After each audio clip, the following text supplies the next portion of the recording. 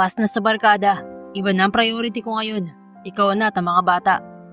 Dear Amihan Stories presents One Mistake, Four Cute Babies. Written by Andrea Gale. Hindi pwede to. Ani Scarlett habang titig na titig sa pregnancy test kit na ginamit niya kanina. Papatayin ako ng tatay ko kapag nalaman niya to. Gusto niyang umiyak pero wala siyang mailuha. Ang alam lang niya ay parang gusto nang lumabas ng puso niya mula sa kanyang dibdib sa sobrang kaba. Scarlett, nasa banyo ka pa rin? Ang tagal mo naman. Si Venicion, kaibigan niya. Kasama niya rin ito sa trabaho. Magkasama sila sa isang apartment at naghahati sa renta. Patapos na ako, sigaw niya. Ano ba kasi ginagawa mo? Abay kanina pa ako naiihi. Sandali, anya saka itinago ang pregnancy test kit. Hindi niya alam kung sasabihin niya rito ang problema niya. Huminga siya ng malalim. Problema. Malaking problema talaga ang pagbubuntis niya. Lalo pat hindi niya naman nobyo ang nakabuntis sa kanya. Isa yung pagkakamali. 2 buwan na nakalilipas nang i-celebrate nila ang birthday ni Venice sa bar ng isang mamahaling hotel. Dahil malaki ang pinadala ng boyfriend ni Venice na afam, ay sa sosyal na lugar sila nag-celebrate. Marami silang kasama. Ang ilan ay katrabaho nila. Sa sobrang lasing niya ay hindi niya na alam kung paano siya nakarating sa isang hotel room kasama ang isang lalaki. Namumutla ka. Punan ni Venice pagbukas niya ng pinto ng banyo. Ha? Ano ba nangyayari sa'yo? Masakit ba ang tiyan mo? May diarrhea ka? Wala. Sige na, umihi ka na. Okay lang ako. Nilagpasan niya na ito. Mabilis siyang nagtungo sa silid niya at nag-lock. Hindi pa rin niya alam kung ano ang gagawin. Siya lang ang inaasahan ng pamilya niya sa probinsya dahil pinatigil na niya ang ama sa pagsasaka. May maliit na tindahan sila roon pero sapat lang ang kita niyon para sa pang-araw-araw na gastusin ng pamilya niya. Paano na ngayon ang pag-aaral ng 3 kapatid niyang mas bata sa kanya? Lord, paano ba to? Todo-emote na siya nang biglang kumatok si Venice. Scarlett, lumabas ka riyan. Mag-usap tayo. Pwede bang mamaya na, Ven? Mangiyak-ngiyak niyang tugon sa kaibigan. Hindi, kailangan mong ipaliwanag tong balat ng pregnancy test kit na naiwan mo sa banyo. Bakit ka may ganito, single ka? Ha? Nagmamadali siyang tumayo para pagbuksan si Venice. Ano to? Anito habang ipinapaypay sa ere ang balat ng pregnancy test kit. Bagsak ang mga balikat na umiling siya. Buntis ka ba? Matagal bago siya tumango. My God, Scarlett, sinong ama? Napinid niya ang mga labi. Kilala niya ang ama ng pinagbubuntis niya, ngunit hindi niya alam kung natatandaan siya nito. Si Aiken Villafuerte, anak ng sikat na artistang si Henry Villafuerte. Ang walang niyang Aiken na yun, napagkamalan pa siyang bayarang babae kaya nang magising sila kinabukasan ay inabutan siya ng pera. Hindi niya yung tinanggap at isinampal pa rito kaya nagalit ito sa kanya. Importante pa ba yun? Imbes ay sagot niya sa kaibigan. Kaya ko namang palakihin mag-isa tong magiging anak ko. Talaga ba? Tila hindi naniniwala ang tanong ni Venice. May pinag-aaral ka sa probinsya. Kapag lumaki ang tiyan mo, paano ka makakapagtrabaho? Actually, hindi maganda ang trabaho natin para sa pagbubuntis mo. Nakalimutan mo na bang call center agents tayo at sa gabi tayo nagtatrabaho? Kakayanin ko, Venice. May ipon pa naman ako. Giit niya kahit ang totoo ay maging siya hindi naniniwala sa pinagsasabi niya. At napatunayan niya yon sa loob lang ng 1 buwan. Nahihirapan siya sa sitwasyon niya. Hindi niya mapigilan ng antok sa gabi. Ilang beses na siyang nahuli ng team leader nila kaya madalas siyang nasa HR at nagpapaliwanag. Ang mabuti pa ay mag-resign ka na lang kaysa nagkakalat ka rito. Sabi ng team leader niya isang gabi. Pasensya na Ma'am Kate, kailangan ko po talaga ang trabahong to. Kung ganon, umayos ka. Sabihin mo nga, may problema ka ba? Hindi ka naman ganyan noon ah.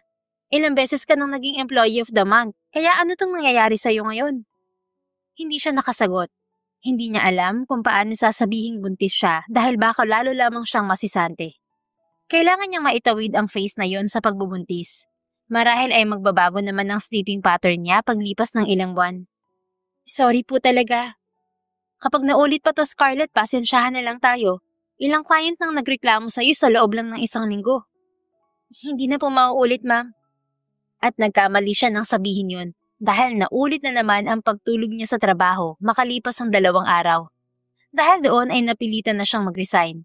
Ayaw naman daw kasi siyang tanggalin ni Ma'am Kate at baka mahirapan siyang maghanap ng trabaho sa susunod. Paano na ako ngayon, Vin? Maluhaluhang tanong niya sa kaibigan pag uwi nila sa bahay. Isa lang ang solusyon na naiisip ko, Scarlett. Sagot ni Venice. Ano? Hanapin mo ang tatay ng anak mo. Hindi naman pwedeng ikaw lang ang magsasakripisyo. Paano ka makakapagpa-check up kung wala kang pera? Paano ang gamit ng bata? Paano ang panganganak mo? Hindi pwede, Vin. At bakit? Tambay ba sa kantong nakabuntis sa'yo? Walang trabaho? Hindi. Ano? Baka hindi siya maniwalang siya ang ama ng anak ko. Baka itanggi niya lang ang lahat. Makakatanggi ba yun kapag nagpa-DNA test ang anak mo? Pero, wag ka nang mag-alinlangan, Scarlett. Wala ka ng choice. Wala ka ng trabaho. Hindi lang sarili mo ang dapat mong isipin. Dapat pati ang anak mo rin. Sino ba kasi ang tatay niyan? Tinitigan muna niya ang kaibigan. Huminga siya ng malalim bago nagsalita. Si Aiken Villafuerte. Ano? Halos lumawa ang mga mata ni Venice. Seryoso ka ba? Tumango siya. Nung nawala ako ng birthday party mo, naalala mo pa ba yun? Ang sabi mo bumalik ka sa opisina at nakatulog sa sleeping quarters. Napangiwi siya nang maalala ang pagsisinungaling. Ang totoo, nasa hotel room lang ako sa itaas ng bar. Nagising ako na kasama ko si Aiken Villafuerte. Hindi ko nga alam kung paano kami nakarating doon. Oh my God, Scarlett. Kailangan talaga malaman ng lalaking yun na magkakaanak kayo. Bakit mo sasarilinin ng obligasyon kung kayang-kaya kong tulungan ng ama ng batang yan? Ayoko namang isipin niyang piniperahan ko siya. Hindi naman sa ganon, giit ni Venice. Karapatan ng anak mo mamuhay ng maaluan dahil kaya siyang bigyan ng ganoong klaseng buhay ng tatay niya. May point si Venice. Hindi niya dapat ipagkait sa anak ang buhay na kayang ibigay ni Aiken Villafuerte. Sa kabilang banda naman, ay halos hindi maimulat ni Aiken ang mga mata. Gusto niya pang matulog ngunit ayaw tumigil ng mommy niya sa kakasermon sa kanya. Ma'am Isabel, ito na po ang kapeng ipinatimpla ninyo. Narinig pa niyang sabi ng isang kasambahay. Salamat, Aida. Pakilagay na lang dyan sa table. Hindi ako aalis sa kwarto na to hanggat hindi bumabangon tong anak ko. Sige po, ma'am. So ano, Aiken? Hindi ka pa rin babangon? Baling sa kanya ng ina. Mommy, ang aga-aga. Kailan ka pa ba nakaluwas mula Benguet? Tanong niya. Nakapikit pa rin siya. Kagabi pa po, senyorito. Kaya alam kong umaga ka na umuwi. Kailan ka ba magbabago, ha? Ang kumpanya dapat ang inaasikaso mo. Hindi ka pa ba nagsasawa sa buhay binata mo? Paano ko ibibida kay Mayumi na maayos kang lalaki kung ganyan ka? Mommy, dinamay mo na naman si Mayumi. Nangako kami ni Irish na ipagkakasundo kayo. Tinanong niyo ba si Mayumi kung gusto niya ako? Huwag na ninyong idrag yung tao sa pangarap niyo ni Ninang na maging magkamag-anak. Anya, saka pilit na bumangon. Basta. Gusto ko si Mayumi. Mabait ang batang yon. Tahimik at magalang. Close siya sa akin at hindi naman siya tumatagi kapag inirereto kita sa kanya. Giit ng mami niya. Nahihiya lang yung tumanggi sa'yo. Makulit ka kasi. Anong sinabi mo? Alam mo, isusumbong na talaga kita sa daddy mo. Sasabihin ko lahat ng kalokohan mo rito sa Maynila para pilitin ka na niyang tumira sa atin sa Benguet. Ayaw mo magtrabaho sa kumpanya ng mga Villafuerte? Pwes, dun ka sa atin. Tulungan mo kami magtanim ng repolyo. Pikon na sermon ng mami niya. Mami naman, hindi mabiro. Anya, saka nagmamadaling tumayo at lumapit sa ina. Alam mo naman na hindi kami bagay ng mga pananim mo. Lahat ng gulay ron ay mamamatay lang dahil sa akin. Tsaka mami, bata pa naman ako. Huwag mo naman akong i-pressure. Kulang na lang ay magmakaawa siya sa ina. Bata ka pa? Malapit ka na mag-30. Puro kasabi na magte-training ka na sa kumpanya, pero hindi naman matuloy-tuloy. Nagsasawa na rin sa'yo ang Tito James mo. Next year. Anya. Promise, next year na talaga. Narinig ko na yan. Imbes ay sabi nito sabay irap. Luluhod na sana siya sa ina nang biglang kumatok ang kasambahay niyang si Ate Aida. Sir, may bisita po kayo. Ha? Kunot ang noong tanong niya. Wala naman siyang inaasahang bisita. Isa pa, napakaaga pa. Wala pa siyang kaibigang gising na sa mga oras na yun. Nagtataka man ay bumaba pa rin siya para harapin ang bisita. Mamaya na lang ulit siya magmamakaawa sa mami niya. Yes? Tanong niya sa dalawang babaeng nasa sala. Hindi niya kilalang mga to. What can I do for you? Hindi mo ba ako naaalala? Tanong ng babaeng tuwid na tuwid ang buhok at may biloy sa pisngi kahit nagsasalita lang at hindi ngumingiti. Ang totoo nga ay napakaseryoso ng mukha nito. Naitigilid niya ang mukha at kinunot ang noo. Pilit na inaalala kung saan niya nakita ang babae. Well, you look a little bit familiar. A little bit? Bulalas ng magandang babae. Miss, can you get straight to the point? Medyo nawawala na ng pasensyang tanong niya sa babae. Ako si Scarlett. Anito. Ang babaeng sumampal sa'yo ng pera sa hotel. Oh! Nalalaki ang mga matang bulalas niya. So, why are you here? Maya-maya ay tanong niya. Naalala na niya ito. Naisip mo ba na kailangan mo na ang perang ibinibigay ko sa'yo nun? Sorry miss, pero ilang buwan na nakalilipas. Expired na ang offer ko sa'yo. Hindi ako may kailangan sa pera mo. Anito na ipinagtaka niya. Scammer ka ba? Tiningnan siya nito ng masama. Ang kasama naman nitong babae ay napapanghiwi. Buntis ako, Mr. Villafuerte, at ikaw ang ama. Para yung bombang sumabog sa mukha niya.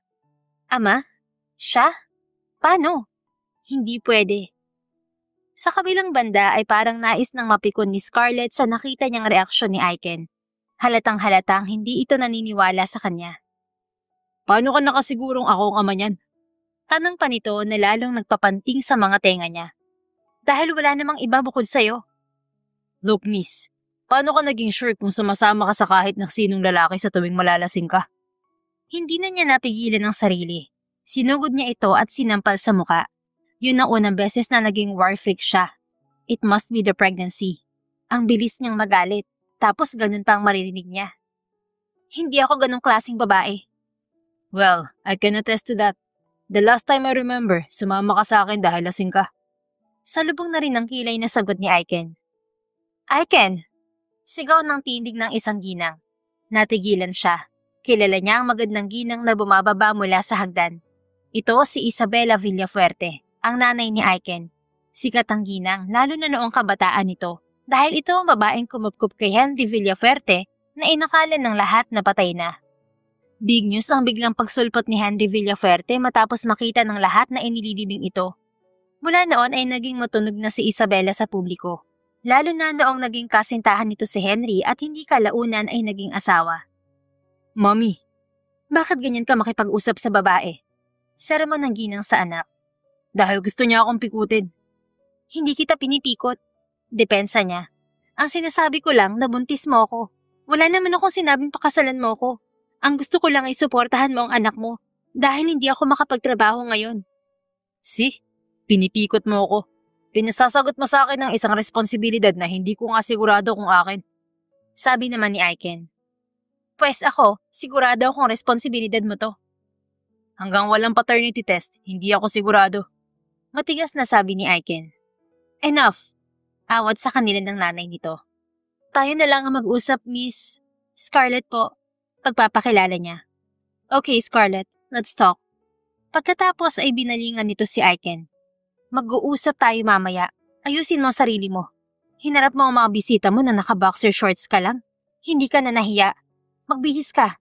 Mag-uusap tayo pagkatapos naming mag-usap ni Scarlett. Kitang-kita sa mukha ni Aiken ang iritasyon. Gets naman niya ito. Binatang-binata ang mokong. Base sa research niya ay wala itong kaseryosohan sa buhay. Party rito, party roon na parang wala ng bukas. Wala rin itong steady relationship. Sino ba naman ang magseseryoso sa ganoong klaseng lalaki? Maiwan ko po muna kayo para makapag-usap kayo. Ani Venice Kapagkuan. So, are you really sure na ang anak ko ang ama ng baby mo? Tanong ng ginang nang silang dalawa na lang. 100% sure po, ma'am. Kumpiyansang sagot niya. Hindi po ako katulad ng babaeng sinasabi ni Aiken. Hindi po ako mahilig pumarty o gumimik. Nagkataon lang po nung gabing yun na nasobrahan ako sa alak dahil birthday ng kaibigan kong si Venice. Yung babae pong kasama ko ngayon. Tumango ang ginang. Sigurado naman ay naiintindihan mo ang reaksyon ng anak ko. Hindi ko siya ipinagtatanggol, okay? Ako kasi naiintindihan ko siya. Nabigla siya at hindi naman kailangang reputasyon niya. I'm sure na hindi pa siya ready na magpamilya. Pero hindi naman po yun ang hinihiling ko. Medyo napapahiyang sabi niya. Hindi ko po siya pipilitin na pakasalan ako dahil hindi ko rin po gustong maging asawa siya. Hindi siya sigurado pero parang nakita niyang napangiti ang ginang na tila naaaliw sa sinabi niya. Well, kung ako rin naman, ayoko makapangasawa ng tulad niya. God, napakalayo niya sa daddy niya. Wala po talaga akong balak na pikutin siya, ma'am. Mamatay man ako. Kailangan ko lang talaga ng suporta niyo sa pagbubuntis ko. Natanggal po kasi ako sa trabaho. Matapat niyang wika. Ayaw na muna niyang magpalamon sa Pride.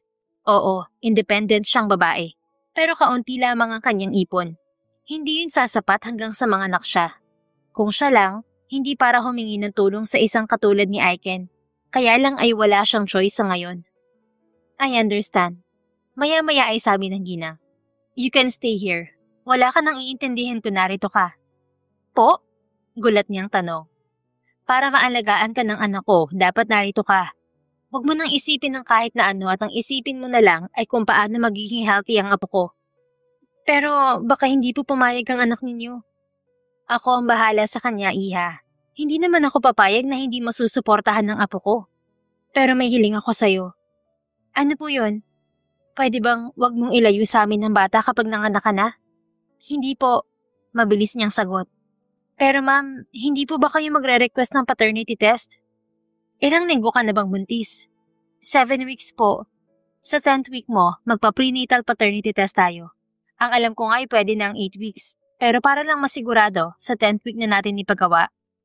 Sige po ma'am. Just call me Tita Isabela, iha. Imbes ay nakangiting tugon sa kanya ng ginang. Anyway, nag-breakfast na ba kayo ng kaibigan mo? Kumain muna kayo habang kinakausap ko si Aiken. Ipapahanda ko ang mesa. Hindi na siya nagkaroon pa ng chance na tumanggi dahil tinawag ng ginang ang isang kasambahay at inutusang pakainin sila ni Venice. Sa kabilang banda ay mas maayos na ang itsura ni Aiken. Nagbihis siya tulad ng utos ng mami niya. Hindi niya kayang ipaliwanag ang nararamdaman niya ng mga sandaling yon. Hindi pa rin nagsisink in sa kanyang magiging ama na siya. Hindi naman ako sure kung akin yun. Bulong niya sa sarili. Imposible talaga. Isang beses lang tapos tatay na ako agad. Ang totoo ay lagi naman siyang nag-iingat. Gumagamit siya ng proteksyon sa tuwing may makakasama sa kama. Pero noong gabing kasama niya ang babaeng nagpakilalang Scarlett, ay hindi talaga niya matandaan kung nakapaglagay ba siya ng proteksyon. Lasing na lasing din kasi siya noon. Stupid. Kastigo niya sa sarili. Ano, kinakabahan ka na? Biglang tanong ng mami niya na nakapasok na pala sa kwarto niya. Mami, hindi ka na ba marunong kumatok ngayon? Kumatok ako. Hindi mo lang narinig dahil malamang ay kinakabahan ka na. Mami, hindi nga sabi tayo sigurado kung akin nga yun. Wait for 3 weeks. Magiging sigurado ka na pagkatapos niyon. For now, patirahin mo muna rito si Scarlett para mabantayan mo siya. Mukhang masela ng pagbubuntis niya. Maputla siya. Mom! Bulalas niya. Hindi siya makapaniwala sa sinabi nito. Hindi nga tayo sigurado. At paano kung ikaw nga ang ama, tapos pinabayaan mo siya ngayon? Wala ka bang konsensya? Huwag mo kong i-guilt trip, Mommy. I'm not guilt tripping you. Ano ba naman ng 3 linggo? Sinabi ko na sa kanyang mananatili siya rito, kaya kunin mo mga gamit niya sa apartment niya. Mommy, grabe naman ang pagiging paladesisyon mo. This is your chance to fix your life, anak. Magiging tatay ka na. Parang biglang tumaas sa mga balahibo niya sa sinabi ng ina. Hindi pa rin talaga niya ma-absorb ang lahat. Kung makapagsalita ka naman, Mi, para namang ang gulo-gulo ng buhay ko.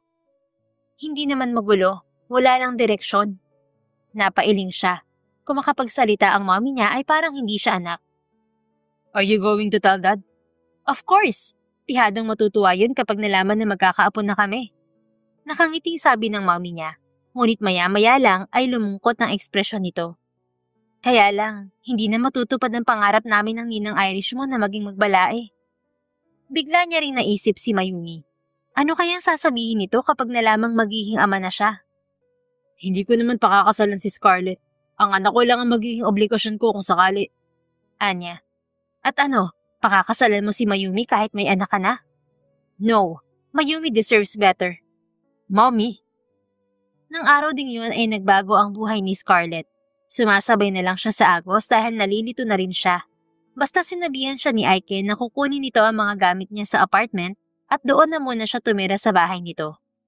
Ngayon nga ay nasa isang silid na siya sa bahay ng binata. Pag-usapan daw nila ang lahat kapag nakapagpahinga na siya.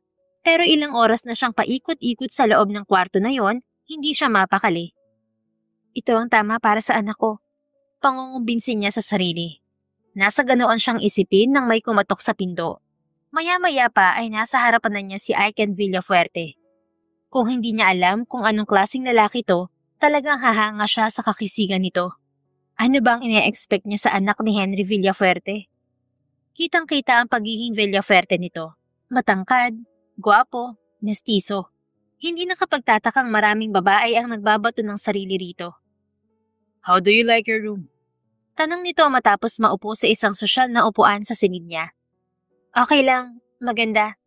Walang emosyong tugon niya. Are you mad at me? Bakit naman ako magagalit sa'yo? Dahil nabuntis mo ako? Kasalanan nating dalawa to. Hindi mo naman to binuong mag-isa. No, dahil sa reaction ko. Anito. I'm sorry kung feeling mo hinusgahan kita. Nabigla lang din ako kanina. Naiintindihan ko naman. Pasensya ka na rin kung nasampal kita. Hindi naman ako usual na ganun. Sobrang bilis ko lang talagang magalit ngayon. Baka dahil sa pagbubuntis. Masama rin kasi talaga ang pakiramdam ko. Nahihirapan ako sa pregnancy symptoms ko. Tumango ang lalaki at maya-maya ay nagmuntong hininga. After 3 weeks, pag-usapan natin kung ano magiging plano sa bata. Kapag nakasigurado akong akin yan, huwag kang mag-alala at hindi ko naman kayo pababayaan. Hindi mo ko kailangang idamay. Ang anak ko lang, kaya ko ang sarili ko. Hindi ko kayo pababayaan sa buong pregnancy mo at hindi ko siya pababayaan kapag lumabas na siya. Tumango siya. Salamat. As long as you're not asking for marriage, we're good. Ni sa panaginip ay hindi ko hihilingin sa'yo yan. Anya na pilit pinipigilan ang sariling umirap. Natawa si Aiken. Mabuti naman. Aaminin ko sa iyong hindi pa ako handa. Hindi pa ako handang maging ama at lalong hindi pa ako handang maging asawa. Kung ganon, bakit hindi ka nag-iingat? Hindi na niya napigil ang pagtirik ng mga mata. Isang beses lang ako nakalimot na gumamit ng proteksyon. Giit nito. At sa akin pa talaga, no? Nakangiwi niyang tugon. Nariyan na yan. Wala na tayong magagawa. For now, Scarlett, feel at home. Kapag may kailangan ka, magsabi ka sa akin. Huwag kang mahihiya. Tumango siya. Sa ngayon ay wala naman siyang kailangan. May ipon pa siya. Kapag naubos na yon, ay baka itapon na niya ng tuluyan ang hiya. Paglabas ni Aiken ay nag-scroll siya sa cellphone. Gusto niyang maghanap ng online job. May pinag-aaral siya sa probinsya. Hindi pwedeng tumambay lang siya roon. At least, hindi na niya kailangang isipin ang renta at utilities, maging ang pagkain, dahil libre lang ang lahat ng yon sa bahay ni Aiken. Malaking tulong na yun sa kanya. Ano ba to? Lahat ay kailangan ng laptop. Reklamo niya habang binabasa ang mga requirements sa mga online job postings. Dahil doon ay naisipan niyang puntahan si Aiken. Baka may laptop ito na hindi ginagamit. Saan mo gagamitin? Kunot ang noong tanong nito. Mag-a-apply ako ng online job. Bakit? Anong bakit? Naguguluhan niyang tanong. Hindi mo kailangan magtrabaho. Kailangan. Habang nandito ka, sagot ko ang lahat. May pamilya akong sinusuportahan sa probinsya. Hindi ako pwedeng matenga rito. Bago man lang lumaki ang tiyan ko ay kumita man lang ako kahit kaunti. Ako na munang bahala sa kanila. Hindi, Aiken. Tigil niya rito. Hindi naman ganoong kakapal ang mukha niya. Hindi yan na gusto kong mangyari. Wala akong laptop. Embes ay sagot nito. Napanguso siya. May pakiramdam siyang nagsisinungaling ito. Wala ka munang iintindihin ngayon kundi ang sarili mo, okay? Pero, Huwag ka nang makulit, Scarlett. Kapag narinig ka ni Mommy, pagagalitan ka rin niya. naitikom niya ang bibig. Ayaw niyang mapagalitan siya ni Tita Isabela. Huminga siya ng malalim at tumalikod na sabay marcha pabalik sa kwarto niya. Kinabukasan ay tinawagan siya ni Venice para kamustahin. Okay ako rito, wag kang mag-alala. Mababait sila, lalo na si Tita Isabela. Anya sa kaibigan sa kabilang linya. Mukha naman talaga mabait si Ma'am Isabela. Ang swerte mo sa soon-to-be mother-in-law mo. Pang-aalas ka sa kanya ni Venice. Loka, hindi ko yun magiging mother-in-law. Wala akong kaplano-plano maging asawa ang anak niya. Baka naman tulak ng bibig-kabig ng dibdib yan, ha? Alam mo mga tipo ko, Venice. Oo na, oo na. Teka, busy ka ba ngayon? Magpapasana-sana ako sa iyong magpa-check up. Girl, matutulog pa lang ako. Hindi ka pa pwedeng magpasama sa ama ng anak mo. Ayoko, nakakahiya. Hindi balay, kaya ko naman. O sige na, matulog ka na. Pagkatapos ng tawag ay inilapag niya ang cellphone sa dining table At muling nilaro ang sinangag na naroon. Pilit siyang pinapakain ni Tita Isabela. Sa sobrang tagal nga niya sa pagkain ay nainip na yata ito at iniwan na siya roon. Ngunit nagdilin na ubusin niya ang pagkain niya. Sasamahan kitang magpa-check up. Napaigtad siya nang marinig ang barito ng boses ni Aiken. Hindi niya man lang namalayang nakalapit na ito. Pwede ka magsabi sa akin, bakit nagyayaya ka pa ng iba? Salubong ang kilay pang tanong nito. Hindi naman kailangan. Huwag nang matigas ang ulo mo, Scarlett. Masakit ang ulo ko, huwag na tayo magtalo. Paano kasi may hangover ka? Hindi ako naglasing. Uminom ka pa rin. Giit niya. Bawal na ba? Nakasimangot pa ring tugon nito. Umiling naman siya. Kainin mo to. Anya sabay abot dito ng plato niya. Why? Lalong nagsalubong ang kilay na tanong nito. Hindi ko maubos, baka pagalitan ako ni Tita Isabela. Bakit ko yun uubusin? Pwede naman ako magpakuha ng bago. Kainin mo na. Ayoko nga. Dahil sa sinabi nito ay naiyak siya. Hindi niya alam kung anong nakakaiyak sa pagtanggi nito. Pero sumama talaga ang loob niya. Wala naman ako sakit eh. Oh my God, Scarlett. You don't have to cry. Ani Aiken. Tahan na, kakainin ko na. Sinapon nito ang magkabila niyang pisngi at pinunasan ng luha niya. Kahit papaano'y kumalma siya. Gusto niyang pakiramdam ng palad nito sa pisngi niya. Nang magsimula itong kumain ay napangiti na siya. Natutuwa siyang pagmasdan ito habang kumakain. It's rude to stare. Anito kahit hindi nakatingin sa kanya. OA naman? Nakangusong sabi niya. Pinaglilihian mo ba ako? Tanong nito saka humarap sa kanya. Itinaas niya ang mga balikat. Ano pang malay niya sa ganoon? First time niya lang magbuntis. Pagkatapos nitong kumain ay niyaya na siyang magpa-check up. Napapailing na lang siya habang naglalakad sila patungo sa klinik ng kilala raw nitong OB-GYN. Pinagtitinginan sila ng mga tao. Bakit ba nakalimutan niyang anak ng celebrity ang tatay ng anak niya? Dapat talaga hindi mo na ako sinamahan eh. Bakit na naman? Tanong ni Aiken. Kilala ka nila oh. Anya, saka pa simpleng inginuso ang mga taong nakatingin dito. Hayaan mo sila. Baliwalang sabi nito saka hinawakan ng kamay niya at marahan siyang hinila. Napangiti na naman siya. Kung bakit siya natutuwa sa tuwing magkakadikit ang balat nila ay hindi niya alam. Naniniwala siyang may kinalaman ng pagbubuntis niya roon. Aiken, bati ng doktora. Oh my God, hindi pa rin ako makapaniwala nang sinabi ni Tita Isabela na magiging tatay ka na. Huwag ka namang masyadong maingay, Ate Isay. Saway ni Aiken sa doktora. This is Dr. Isabel Villafuerte. Pinsan ko siya. Hi, baling sa kanya ng doktora. Scarlett, right? Opo. Maupo muna kayo, pinaredy ko na ang Transv. Maya-maya pa ang doktora mismo ang nagsagawa ng transvaginal ultrasound niya. Niyaya nito si Aiken pero ayaw nitong makita. Nahihiya rin naman siya dahil hindi sila magkasintahan man lang. Wait, tama ba to? Kunot ang noong tanong ng doktora. Bakit, Dok? 4 na gestational sa nakikita ko. Anito. Look! Dagdag pa nito habang itinuturo ang 4 na maliliit na hugis bean sa monitor. 4 po? Naguguluhang tanong niya. Yes, 4. Quadruplets ang anak niyo ni Aiken. Po? Halos mag-hysterical na tanong niya. Aiken, come here! Excited pang tawag ng doktora sa pinsan nito. Bakit ate? Ani Aiken na mukhang nagmamadali pang nagpunta sa kanila. You won't believe this. You're having quadruplets. Ha? Tulad niya ay gulat na gulat din to. Grabe naman, 4 agad ang unang apo ni na Tito Henry at Tita Isabela. Hanggang sa makauwi sila ay tulala si Scarlett. Paano nangyari yon? Niwala silang lahing kambal, tapos quadruplets ang anak niya? Maging sina Aiken daw ay walang ganoon sa pamilya. Are you okay?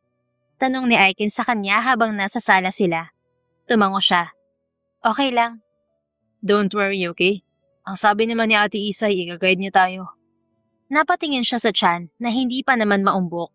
Nai-imagine niya ang paglaki niyo na parang lobo. 4 na bata ba naman ang sabay-sabay nalalaki roon? Kumusta ang check-up? Tanong ni Tita Isabela. Pababa ito ng hagdan. Pareho sila ni Aiken na hindi makapagsalita. Shock pa rin yata sila sa nalaman. Ano bang nangyayari sa inyo? May bad news ba? Quadruplets me. Ani Aiken. Ha? Quadruplets daw ang mga bata, sabi ni Ate Isay. Nalaki ang mga mata ng ginang. Oh my God! Bulalas nito.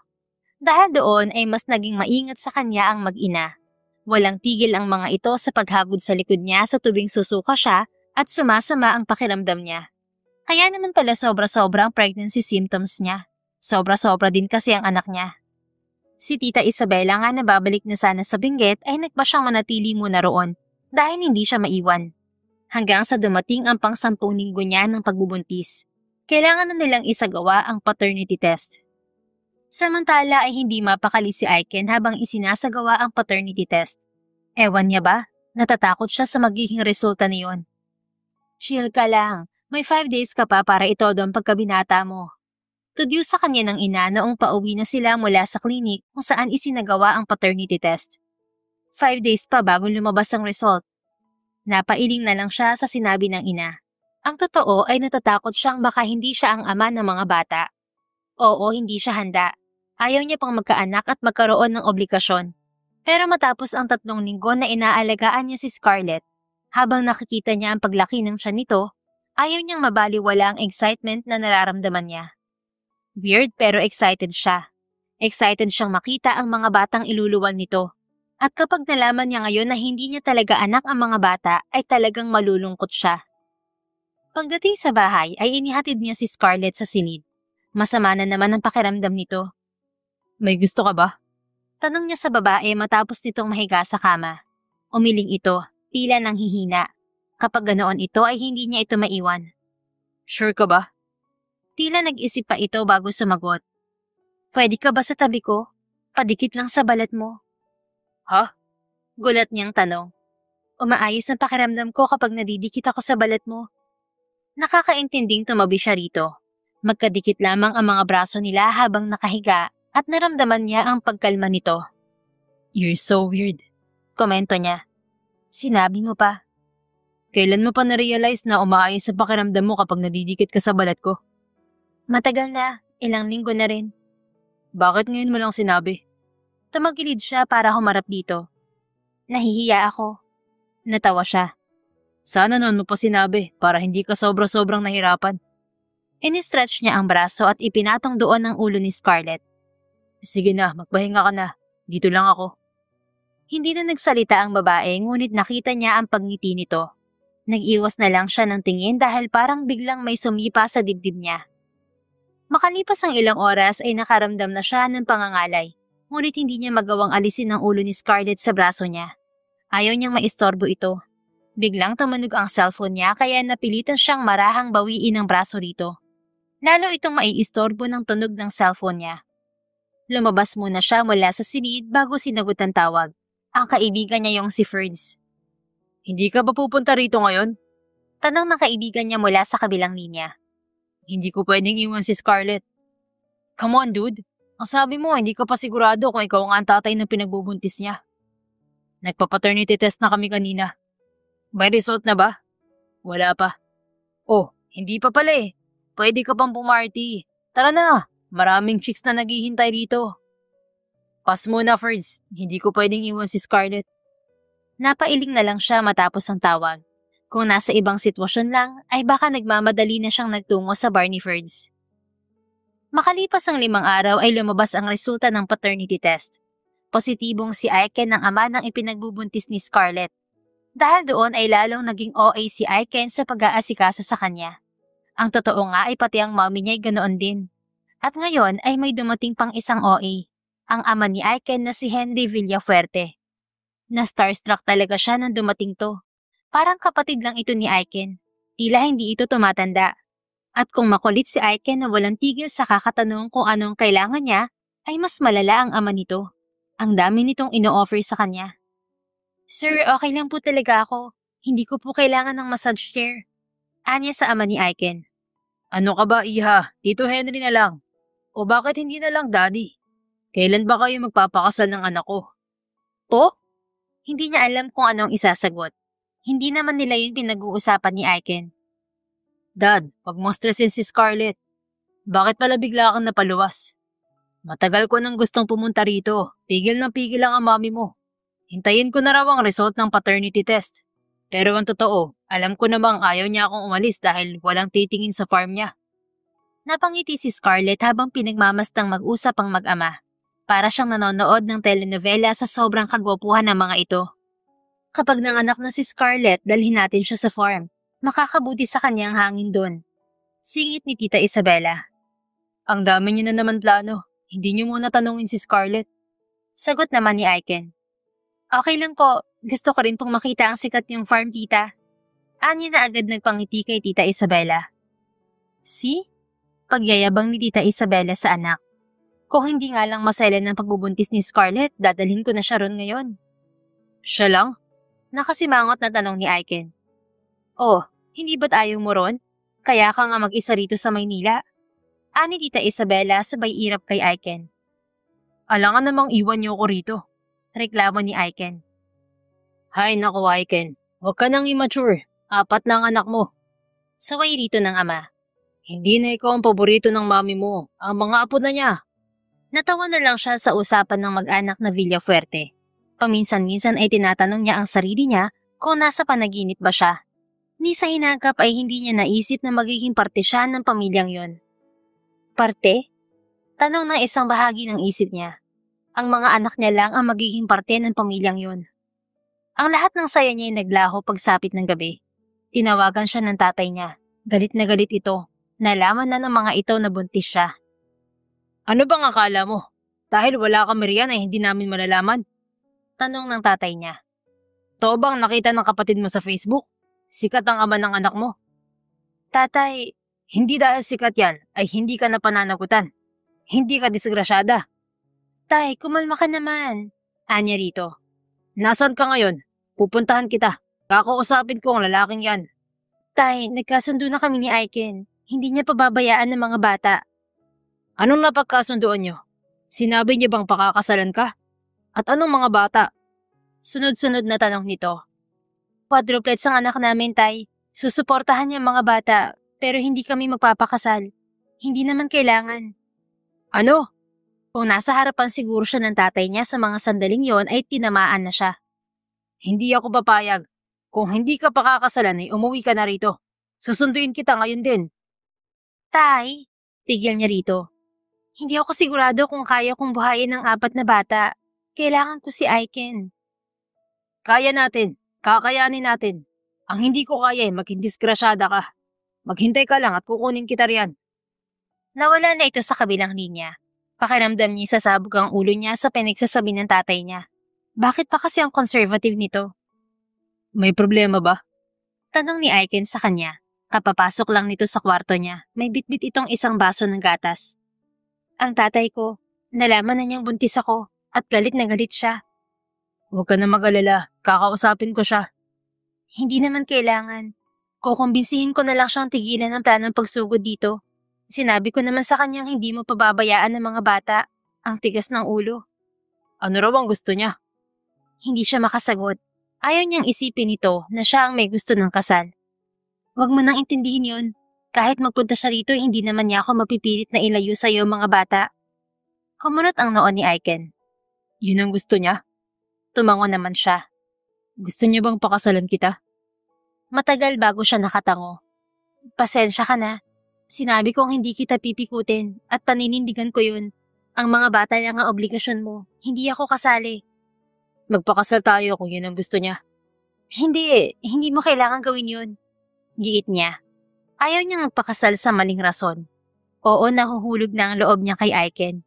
Hindi naman yun mahirap gawin dahil nakikita niya ang effort nito para sa mga anak niya. Pero ito ay hindi naman nahuhulog sa kanya. Hindi sa plastic siya, pero ayaw niyang magpakasal sa lalaking hindi siya mahal. Kailangan, lalo na't ilalayo sa akin ng tatay mo mga anak ko. Seryosang sabi ni Aiken. Kinabukasan ay nagulat na lang siya na naroon na ang tatay at nanay niya. Seryoso talaga ang tatay niyang iuwi siya sa probinsya. Mukhang galit pa rin ito, pero nang makita ang mga magulang ni Aiken ay tila nabawasan naman ang gigil nito. Good morning po, ma'am, sir. Bati ni Aiken sa mga magulang niya.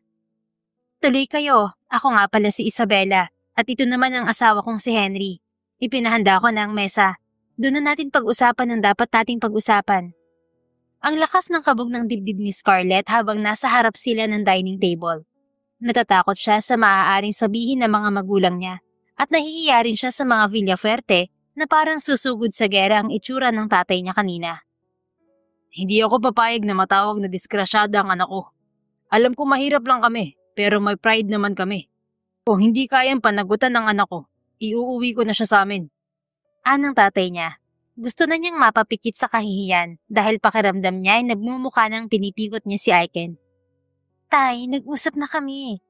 Hindi dahil matanda ka na ibabaliwalain mo ng opinyon namin ng nanay mo, Scarlett. Galit na baling sa kanya ng ama. Naipindi niya ang bibig dahil kapag sumagot pa siya ay mas dalong nakakahiya kina Tita Isabel. May point ang tatay mo, Scarlett. Honestly, ayaw ko rin namang maging illegitimate ang mga apo ko. Segunda ni Tita Isabela. Pakakasalan ko pong anak ninyo. Biglang sabi ni Aiken na halos magpaluwa ng mga mata niya. Nagulat yata ang buong pagkatao niya kaya para siyang nasusuka. Tumayo siya at nagmamadaling dumiretso sa banyo. Nakasunod agad sa kanya si Aiken. Wala na naman itong tigil sa kakahagod sa likod niya. Bakit mo sinabi yun? Hindi mo kailangan magpa-pressure sa tatay ko. Anya rito matapos niyang sumuka. May point siya. Kinausap na rin ako ng daddy ko at pareho sila ng tatay mo. Gusto ko ring palakihin sa normal na setup ang mga bata. Sigurado ka ba? Oo. Mabilis nitong tugon. Hindi man natin pinlano ang maging magulang ngayon. Gusto ko pa rin maging normal ang buhay na kagigisnan ng mga anak ko. Hindi nila piniling mabuhay sa mundo, Scarlett. Tayo ang gumawa sa kanila. Kaya dapat lang nating ibigay sa kanila ang best. Pareho tayong galing sa buong pamilya. At alam natin ang importansya niyon sa well-being natin. Ayokong ipagkait yun sa mga anak natin. Paliwanag nito. Hindi man tama ang rason kung bakit tayo magpapakasal. Ito naman ang makabubuti para sa mga bata. Tumango siya. Tama naman ito. Hindi na dapat mga sarili nila ang iniisip nila, kundi ang kapakanan ng mga anak nila. Dahil doon ay hindi na siya kumontra. Dahil palaki na ng palaki ang tiyan niya ay agad nilang iniayos ang pagpapakasal. Civil wedding lang yon. Ayaw naman niyang maglakad sa altar na bundat ang tiyan. Isa pa, gusto niyang maging pribado ang araw na yon. Puro malalapit na kaanak at kaibigan lamang ang inibitahan nila. Hindi niya pinangarap na maging isang Villafuerte. Napakasimple ng pamumuhay niya, pero yun na siya ngayon. Nasa isang venue kasama ang halos lahat ng sikat na Villafuerte. Sayang nga lang at hindi niya naabutan si Don Rodrigo Villafuerte dahil pumanaw na ito ilang taon na rin ang nakakaraan. Ilang buwan ay sumunod din daw rito ang second wife nito. Grabe, sobrang ganda ni Catherine. Bulong niya sa asawa matapos ang kasal. Nasa function hall sila ng isang pumosong hotel para sa reception. Si Catherine ay ang artistang pinsan ni Aiken. Sa lahat ng batang Villafuerte, ito lang ang sumunod sa yapak ng tiyuhin na si Henry. Pero kung tutuusin, ang lahat ng Villafuerteng naroon ay pwedeng maging celebrity. Sobrang arte rin. Komento ng asawa niya. Napabungis-ngis siya. May karapatan namang mag-inerte kapag ganyang kaganda. Mas maganda ka. Ha? Tama ba ang dinig niya sa sinabi nito? Ang hina kasi ng boses nito. Wala. Ang sabi ko, kumain ka na. Baka gutom na mga bibis natin. Medyo gutom na nga ako. Eksakto naman ang pagdadala ng waiter ng pagkain sa table nila ni Aiken. Habang kumakain ay bigla na lamang may babaeng lumapit sa kanila. Sorry na late ako. Galing pa kasi ako ng Benguet. Nakangiting wika ng babae sa asawa niya. Agad namang tumayo si Aiken at niyakap ang babae. Mayumi. Congrats! Hindi ka lang groom, magiging tatay ka na rin. Ani Mayumi kay Aiken.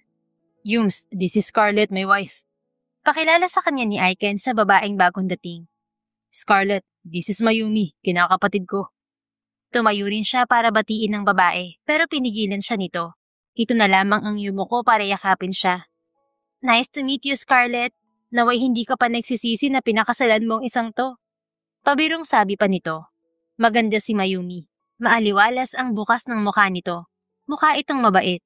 Hindi nga niya alam kung bakit si Mama Mary ang naiisip niya habang nakatitig dito. Ganoon ang vibe nito, parang hindi kayang gumawa ng kasalanan. Hindi nagtagal ay iniwan na rin sila nito. Magsi-CR muna ako. Paalam niya kay Aiken. Maya't maya ay naiihi siya. Samahan na kita. Hindi na, kaya ko na. Ang pangit naman kung pareho pa tayong wala. Mabilis lang ako. Sure ka ba? Opo, sige na, wait lang. Inalalayan siya nito sa pagtayo at nagmamadali na siyang nagtungo sa banyo. Habang nasa cubicle siya ay may narinig siyang dalawang babaeng nag-uusap. Ano kaya ang pakiramdam ni Mayumi kanina? Anang isang babae. Napakunot ang noo niya. Ang Mayumi kaya na tinutukoy nito ay ang kinakapatid ni Aiken? Kung ako sa kanya, hindi na ako nagpunta rito. Sagot ng isa pang babaeng kausap nito. Kung hindi lang sana nakabuntis si Aiken, siyang magiging Mrs. Aiken Villafuerte. Well, walang magagawa kung hindi meant to be. Natigilan siya. May relasyon sina Aiken at Mayumi? Kung ano-ano na ang pumapasok sa isip niya. Kung ganoon ay pinakasalan lang talaga siya para sa mga bata. Bakit pa kasi siya umaasa na may pag-asang mahal din siya ni Aiken kaya siya nito pinakasalan? Hindi yun importante, Scarlett. Panggagaslight niya sa sarili. Ang importante, may buong pamilyang kagigis na ng mga anak mo. Naniniwala siyang walang imposible. May tsansang mahalin din siya ni Aiken, lalo pat mag-asawa na sila ngayon. Kailangan niya lang maghintay. Kailangan niya lang ipakita sa lalaki na kamahal-mahal siya. Hindi niya rin naman kasi inaasahan na magkakagusto siya sa asawa niya. Kinain niya ang mga sinabi niya noon na hindi niya gugustuhin maging asawa nito. Sa puntong yun, handa siyang ipaglaban ito hindi lang para sa mga anak nila, kundi para na rin sa sarili niya. Sabihin ng nababaliw siya pero hindi niya hahayaan na maagaw ito ng iba. Pagdating ng 32 weeks niya sa pregnancy ay nag-undergo na siya ng C-section. Hindi kasi pwedeng paabutin pa nila ng 9 na buwan ang pagbubuntis niya. 5 araw siyang nanatili sa ospital pero ang mga anak niya ay nanatili sa NICU ng 4 na linggo para masiguradong healthy ang mga ito. Ang gusto ni Mommy ay magstay muna tayo sa Benguet. Ani Aiken, kalong nito si Amber, ang isa sa mga quadruplets. 2 babae at 2 lalaki ang quadruplets nila. Sa awa ng Diyos ay healthy ang mga ito at walang naging komplikasyon na nakita habang nasa NICU ang mga ito. Pero ayaw mo ron, di ba? Mas marami tayong makakatulong sa pagpapalaki kina Amber, Zircon, Emerald at Garnet doon. Isa pa, nagkasundo na kami ni Mommy na tutulong na ako sa pagpapalago ng farm. It's high time I get a proper job. Natatawang sabi ni Aiken. Alam mo, kung nasan ka, okay kami ron ng mga anak mo. Kung gusto mo sa Benguet, sasama kami syempre. Kitang-kita niya ang pagliwanag ng mukha ni Aiken. Ayoko na makigulo sa kumpanya. Naroon na naman ang mga tito at pinsan ko. Kaya na nila yun. The last time I checked, tinitrain na ni Tito James si Jameson para humalili sa kanya bilang CEO. Pwede ka namang maging CEO ng farm niyo. Pabirong sabi niya rito. Magiging hasyendero at hasyendera ng mga bibis na to. Nakangiting sabi ni Aiken habang nakatingin sa mga anak. Sure ka bang hindi mo mamimiss ang Maynila? Ang mga kaibigan mo rito. Tumabi sa kanya ang asawa sa kama habang kalong pa rin si Amber. Pas na sa barkada, iba na ang priority ko ngayon. Ikaw na at ang mga bata. Masama bang kiligin sa sinabi nito? Hindi naman ito sinabing mahal siya, pero magandang word din naman ang priority, hindi ba? Balang araw, sisiguraduhin niyang hindi na lang siya priority. Mamahalin din siya nito. Makalipas nga lang ang ilang buwan ay nakalipat na sila sa Benguet. Napakaganda roon, tahimik, payapa, sariwa ang simoy ng hangin. At higit sa lahat, naroon ang mababait niyang in-laws. Tinutulungan naman siya ni Aiken sa pag-aalaga ng mga bata at may mga yaya rin. Pero ibang klaseng peace of mind ang dulot ng presence ng Mommy Isabela niya. Ang sarap po pala rito, malamig kahit walang aircon. Komento niya. Isang umaga habang pinapaarawan niya ang quadruplets kasama ang 2 yaya ng mga ito. Sana po pala'y matagal na kami nagpasyang magstay rito. Hinintay ka talaga naming makapanganak, iha. Anang biyanan niyang babae. Ayaw namin dito ka manganak dahil malayo pa rito ang ospital. Okay lang po ba talagang narito kami ni na Aiken? Oo naman. Mabilis na sagot ni Mommy Isabela. Wala na bang ibang magmamana nitong farm kundi ang anak ko't mga apo? Mabuti na nga lang din at naisipan na ni Aiken na pag-aralan kung paano i-manage tong farm. Blessing talaga kayo ng mga apo ko sa buhay ni Aiken, iha. Kung hindi kayo dumating, baka wala pa rin direksyon ang buhay ng anak kong yan. Ang quadruplets po ang nagbigay ng direksyon sa kanya. Actually, pati sa akin din po. Nakangiting sabi niya sa ginang. Napapasarap na ang kwentuhan nila nang biglang may dumating na bisita. Isang ginang na sa tingin niya ay kasing edad ng binan niya at si Mayumi. Irish, Mayumi! Hindi niya alam na taga roon si Mayumi. Hindi nabanggit yun sa kanya ng asawa niya. Hi Scarlett! Kumusta ang stay mo rito? Hindi ka naman ba naiinip? Bati sa kanya ni Mayumi. Bahagya siyang ngumiti. Nag-e-enjoy naman ako rito. Mabuti naman. Ang asawa mo mukhang naiinip. Wala man lang yatang narinig sa mga itinuro ko sa kanya kahapon. Nakita na kayo kahapon? Tanong niya. Wala kasing nabanggit si Aiken. Ang sabi lang nito ay nag-aaral ito sa pagmamanage ng farm.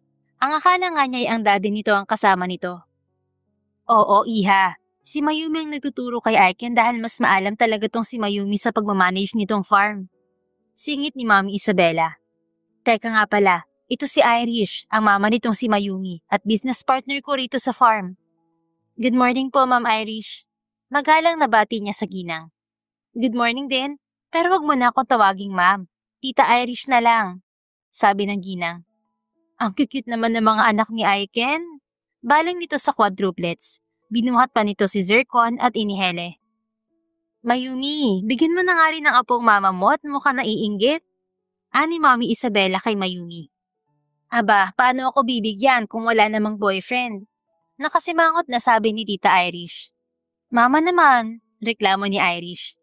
Maiwan ko muna kayo, baka hinihintay na ako ni Aiken sa opisina. Ang opisinang sinasabi ng babae ay naroon lang din sa loob ng farm. Sige na iha, turuan mong maigi ang anak ko. Ani Mami Isabela rito. Alam niyang hindi maganda ang tamang hinala, pero hindi niya mapigilan ng mag-overthink. Hanggang sa mga sandaling yun ay sariwa pa rin sa isip niya ang narinig sa banyo ng hotel. Si Mayumi dapat ang magiging asawa ni Aiken kung hindi siya biglang sumingit sa eksena. Scarlett, okay ka lang ba iha? Untag sa kanya ng binan. Opo. Kami nang bahala sa mga apo ko. Maglibot-libot ka muna sa farm. Pasasamahan kita sa isa sa mga tauhan. Malay mo may magustuhan kang gawin para naman hindi ka mainip. Sige po, Mami. Ma'am Scarlett, ito po ang taniman ng repolyo. Malapit na po ang anihan. Ito pong main produce ng farm. Ani Irene, ang tauhan na kasama niya sa paglilibot. Ilang araw na siya roon pero hindi pa siya nakapaglilibot talaga dahil abala siya sa pag-aalaga ng mga anak. Pagkatapos ay abala rin sa pag-aaral kung paano mag-manage kaya siya ang nakatoka na mag-focus sa mga bata. Sobrang laki pala talaga ng farm na to, komento niya. Parang walang hangganan ang lupain ng mga Villafuerte. Opo, lalo na po ngayon na nag-merge na ang farm na to at ang kabilang farm. Dahil ang asawa ni Ma'am Irish ang may-ari niyon, si Sir Philip. Napatango-tango na lang siya habang nakikinig sa babae. Kung ganun ay may tsansa nga magpakasal sina Aiken at Mayumi noon dahil business partner sa mga magulang ng mga to. Sa ngayon po, si Mama Yumi ang main in charge dito. Gusto na raw pong maglaylo ni na Ma'am Isabela at Ma'am Irish. Irene? Yes po, ma'am. Totoo ba na dapat ay magpapakasal sina Aiken at Mayumi dati? Po? Tila nag-alangan ng babae kung sasagutin siya. Don't worry, wala na lang naman yun sa akin. Hindi ako masasaktan kung ano man ang isasagot mo. Pangungumbinsi niya rito. Hindi naman po official, ani Irene. Nakangiwi ito at tila nag-aalangan pa rin. Hindi official? Ang mga magulang lang nila nagsasabi lagi na magpapakasal sila pagdating ng panahon. Lalo na po si Ma'am Isabela. Gustong-gusto niya po kasi si Mama Yumi. Wala siyang bukang bibig dati kundi ang pagbibida na magiging daughter-in-law niya si Mama Yumi. Pero noon pa naman po yun, nung wala pa po kayo. Bawi ni Irene. Alam niyang wala siyang karapatang masaktan. Una, siya ang nagpumilit na sumagot to. Pangalawa, hindi naman sila nagpakasal ni Aiken dahil mahal nila ang isa't isa. Hindi niya dapat kalimutan na pinakasalan lang siya dahil nabuntis siya. Pabalik na sila sa bahay nang makita niyang magkasama sina Aiken at Mayumi. Tawa ng tawa si Aiken habang si Mayumi ay tila naiinis na. May sinasabi ito sa asawa niya ngunit hindi niya naman marinig dahil malayo-layo pang mga ito. Habang pinagmamasdan niya ang mga ito ay hindi niya mapigilang isiping bagay nga ang mga to. Kung siya si Mami Isabela, isiship niya rin ang dalawa. Ma'am, dadaanan ba natin sina Sir Aiken? Tanong sa kanya ni Irene. Hindi na, baka busy pa sila. Sa bahay na lang kami magkikita. Anya saka dire-diretso nang naglakad at hindi na nilingong muli ang asawa niya. Pagdating ng tanghalian ay nasa bahay na si Aiken, ngunit kasama nito si Mayumi. Niyaya raw nito ang babae para mananghalian. Mayumi iha, mabuti naman at napagtsatsagaan mo itong anak ko. Ani Mami Isabela sa babae habang nasa hapagkainan sila. Eksakto at tulog ang quadruplets at kasama ang mga yaya sa silid. Nakukulot na nga ang buhok ko, tita. Nakangiting tugon ni Mayumi. Siya ay tahimik lang na nakikinig sa mga ito, lalo na nang mapag-usapan na ang farm. Wala naman siyang alam tungkol doon, kaya hindi na siya nakisali pa. Bigla, pakiramdam niya hindi siya bilong sa lugar na yon. Para siyang extra na nagpupumilit na maging bida. Pagkatapos kumain ay maghuhugas sana siya ng pinagkainan, pero ayaw siyang payagan ni Daddy Henry. May mga kasambahay raw na nakatoka roon. Huwag mo silang alisin ng trabaho, iha. Sabi pa sa kanya ng biyen ng lalaki. Kaya naman nagpasya siyang magtungo na lang sa kwarto. Pinapunta niya muna ang mga yaya sa silid ng mga ito para siya na ang magbantay sa mga anak. Pinagmamasdan niya ang mahimbing na pagtulog ng mga ito nang makarinig siya ng marahang pagkatok. Si Aiken ang nagbukas ng pinto. Okay ka lang? Tanong ng lalaki matapos siyang tabihan habang nakatayo malapit sa malapad na crib ng mga anak nila. Okay lang, maiksi niyang sagot. Kanina ka pa tahimik. Anito. Masama bang pakiramdam mo? Umiling siya. May gusto ka ba? Wala, malamig niyang tugon. Napansin yata ng asawa niyang wala siya sa mood makipag-usap, kaya hindi na ito nangulit pa. Hindi nagtagal ay nagpaalam na itong babalik na sa opisina. Makalipas ang ilang buwan ay kinu-question niya na ang sarili kung tama bang nagtungo sila sa Benguet. Pakiramdam kasi niya ay mas nawala ng oras si Aiken sa kanila. Palagi itong abala sa farm. Mas madalas pa nitong kasama si Mayumi kaysa sa kanya. Isang beses nga ay sumama pa ito sa babae sa Maynila dahil may importanteng client meeting daw. Halos mabaliw siya sa kakaisip kung anong ginagawa ng dalawa sa Maynila. Dahil imbes na umuwi kinabukasan, ay nagtagal pa ang mga ito roon ng ilang araw. Hindi niya nagawang magtanong. Natatakot siya. Natatakot siyang bigla itong magsabi ng totoo. Natatakot siyang baka bigla nitong sabihin na nagsisisi na itong pinakasalan siya. Ayaw niyang isipin nitong napapraning na siya kaya siya nanghihinala. Ang relasyon nila ay nanlamig dahil sa mga pag-overthink niya at sa paglilihim niya sa tunay na nararamdaman. Ngayon ay nasa terrace siya ng kwarto at tinatanaw ang malawak na farm. Sa baba ay nakikita niya sina Mayumi at Aiken. Ayaw man ang puso niya, alam niyang talo na siya. Hindi hamak na mas mukhang masaya si Aiken kapag kasama si Mayumi kaysa sa kanya. Kaysa magmukmok ay itinuon na lamang niya ang atensyon sa mga anak. Ngunit kahit na anong pigil niya, sasabog at sasabog din pala talaga siya. Nilalagnat noon sina Amber at Zircon. Wala ang mga in-laws niya. Nasa Maynila at may dinaluhang event. Ang alam niya ay magtatagal ang mga ito ng isang linggo roon. Ang mga yaya lamang ang kasama niya dahil si Aiken ay umalis na naman. Pupunta raw sa kabilang bayan. Kasama na naman ito si Mayumi. Hindi pa makontento na magkita sa farm at kailangan pang mag-date sa ibang lugar. Nai-stress na siya dahil iyakan ng mga anak niya. Kahit may mga yaya pa siyang kasama, iba pa rin kunaro ng asawa niya para man lang sumuporta sa kanya. Ma'am, dali na po kaya natin sina Amber at Zircon sa ospital? Suwestyon ni Gina, isa sa mga yaya. Oo nga po ma'am, hindi bumababa ang lagtat nila eh. Segunda ni Telay, ang isa pang yaya. Ako na lang po maiiwan kina Emerald at Garnet dito. Isama niyo na po si Ate Gina. Magpapatawag na ba ako ng driver, ma'am? Ani Gina. Sandali, tatawagan ko si Aiken. Baka pwedeng siya nang mag-drive sa atin papuntang ospital. Anya saka kinuha ang cellphone sa ibabaw ng mesa. Mas magiging kampante talaga siya kung darating ang asawa niya. Ngunit hindi ito sumasagot. Nakalimang miss calls yata siya pero wala talaga. Huminga siya ng malalim bago tinawag si Ate Gina. Ate, sige po, maghanap na po kayo ng pwedeng maghatid sa atin sa ospital. Sige po, ma'am. Telay, sure ka bang kaya mo tong dalawa? Baling niya sa isa pang yaya. Nandiyan naman po si Ate Aida. Magpapatulong po ako kapag sabay na nagtoyo tong dalawa.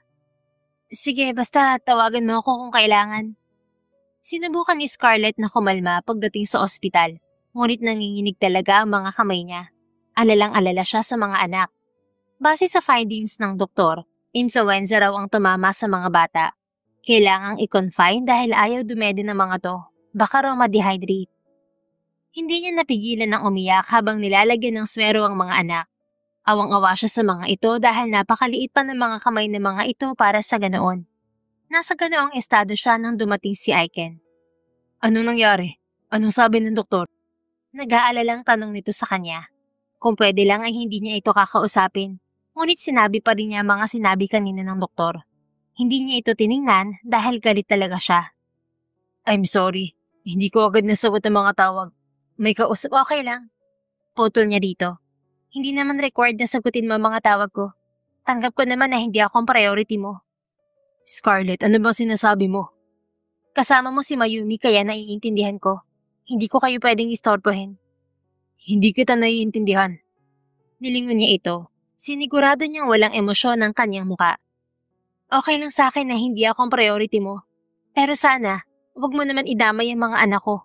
Mag-date kayo ni Mayumi, sige. Pero huwag mong kalimutang magpakatatay sa mga anak mo. Anong date? Scarlett, ano ba to? Hindi kami nag-date. Eh ano pala? Hindi pa kayo nagsawa? Magkasama na kayo sa farm, lumalayo pa kayo? Hindi ko naman kayo pipigilan. Wala naman akong karapatan. Anong wala kang karapatan? Asawa kita, may karapatan ka. Asawa mo lang ako dahil naanakan mo ko. Kung hindi nabuo ang quadruplets, baka si Mayumi pinakasalan mo. Pasensya na, naging hadlang pa kami ng mga bata sa inyo. Pinakasalan kita kasi mahal kita. I will never marry someone I don't love. Yun din ang rason kung bakit hindi kami nagpakasal ni Mayumi. Kung mahal ko siya, I married her a long time ago. Matagal na nila kami pinipilit na magpakasal, pero hindi namin ginawa. Hindi ko ginawa. Bakit? Dahil hindi ko siya mahal. Natameme siya. Bahagya niya ring napansin ang pasimpleng pag-alis ni Ate Gina sa salid para bigyan sila ng privacy ni Aiken. Nagsiselos ka ba kaya parang iniiwasan mo ko nitong mga nakaraan? Hinawakan ni Aiken ang magkabila niyang pisngi. Mahal kita. Yun ang rason ko bakit tayo nagpakasal. Pasensya ka na kung hindi ko nasabi agad. Pasensya na kung hindi ko nalinaw. Matatawag mong mistake ang gabing nabuo natin ng mga bata. Hindi ko yung pinagsisisihan. I am grateful that you came into my life. Hindi lang ang quadruplets ang nagbigay sa akin ng direksyon, Scarlett. Ikaw rin. Pakiramdam niya nalulumod siya sa sincerity na nakikita niya sa mga mata nito. Gusto kitang bigyan ng maayos na buhay. Gusto kong maging komportable ka. Gusto kong ipagmalaki mo ko. Gusto kong mabura ang reputasyon ko noong binata pa ako. Lahat ng pagbabagong ginagawa ko, para sa'yo yun. Sa inyo na mga anak natin. Pinagbubutihan ko ang pagtatrabaho para maging proud kayo sa akin. Hindi na napigilan ni Scarlett ang maiyak. Bakit lagi kayong magkasama ni Mayumi? Alis pa kayo ng alis. Hindi ko pwedeng sabihin ngayon, Scarlett. Ha? At nalaman niya ang dahilan makalipas ang 1 linggo. Hindi rin naman nagtagal sa ospital ang mga sanggol. Ngayon ay masigla na ang mga ito. Nasa harap niya si Aiken ngayon, nasa makeshift stage. Kumakanta kahit medyo tone deaf. Pero dahil para sa kanya yon ay wala siyang pakialam. Maganda yon sa pandinig niya. Pinag-concert ng loko ang buong pamilya Villaferte para lamang mag-propose na naman sa kanya. Naroon din ang mga magulang niya. Mukhang tuwang-tuwa habang kalong ang mga apo. Dahil lumalaki na naman ng mga bata, gusto ko sanang magpakasal tayo ulit, Scarlett. Ani Aiken matapos nitong kumanta. Wala itong pakialam kahit inaasar ng mga pinsan na naroon lahat. Gusto kong maranasan mong maglakad saan ng naka-wedding dress. Lumapit ang asawa sa harap niya at saka lumuhod para mag-alay ng singsing. Ano, pakasal tayo ulit? Natawa siya bago yumuko at halikan ito sa noo. Kahit ilang beses mo pa gusto, magpapakasal ako sa'yo. Anya rito. Dahil doon ay mabilis nitong isinuot ang engagement ring sa daliri niya at saka tumayo para yakapin siya at halikan sa labi. Hindi na nila alintana ang mga pangangantsaw ng mga pinsan nito. Ang proposal pala na yon ay ang dahilan kung bakit abala ito at si Mayumi. Nakausap na niya ang babae at humingi pa ito ng tawad dahil nalaman daw nito na pinagseselosan niya ito. Nagsorry din siya rito dahil may mali rin siya. Imbis na pag-iisipan ng masama ang dalawa, sana'y kinausap na agad niya ang mga to. Makalipas lamang ang 6 na buwan ay ginanap ang engrandeng kasal nila ni Aiken sa chapel na naroon sa farm. Mahalaga raw sa mga Villaferte ang chapel na yon dahil si Don Rodrigo na great-grandfather ni Aiken ang nagpatayo niyon. Sa pagpapakasal nila roon ay tila hindi lang basbas ng Diyos ang natanggap nila, kundi ang basbas na rin ni Don Rodrigo. Sure akong happy si Lolo Rodrigo kung nanonood man siya sa inyo. Emosyonal na sabi ni Daddy Henry. Namiss ko bigla si Lolo. Naiiyak naman na sabi ni Mommy Isabela. Masaya talaga si Lolo ngayon dahil narito tayong lahat. Ani Aiken sa mga magulang. Huwag niyong bibiguin si Lolo. Huwag na huwag kayo maghihiwalay, okay? Anang biyanan niyang lalaki. Yes po, Dad. Mahal na mahal ko po ang anak niyo. Anya rito. Mas mahal kita, Scarlett Villafuerte. Nakangiti sabi ng asawa niya. Madaming ups and downs ang samahan nila. May mga hindi pagkakaintindihan, pero walang sukuan. Yun ang mantra nilang mag-asawa. Bawal sumuko at kailangan na palaging piliin ang isa't isa. The end. Kung nagustuhan niyo ang aming istorya, ay huwag kalimutan na mag-like at subscribe. Mag-iingat po tayong lahat. Salamat!